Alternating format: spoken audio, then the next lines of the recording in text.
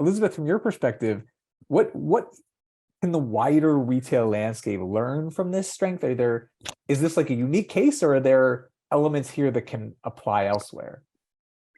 So I definitely think that there are elements that can apply elsewhere. And I think part of that is the C-store channel is very agile. They are doing a really good job at throwing an idea on the wall and actually executing it and testing it and rolling it out really quickly. And that is something that I don't think many other sectors in the retail industry have the infrastructure in place to be able to do.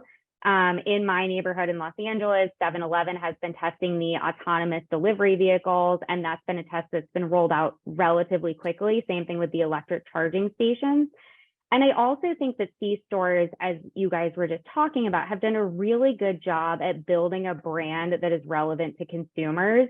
And even in urban environments where consumers have been leaving and 20 to 40% of they're losing that foot traffic, these stores have done a really good job at still cementing their place in those areas. But if we look at, you have the example of Buc-ee's on the screen, I think that in terms of brand building and staying relevant to the consumer, I had never even heard of Buc-ee's before I joined TikTok.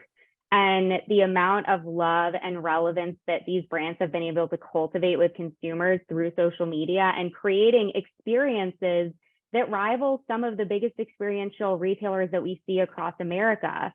They're an experience that the consumer wants, they crave, they understand it, they welcome it.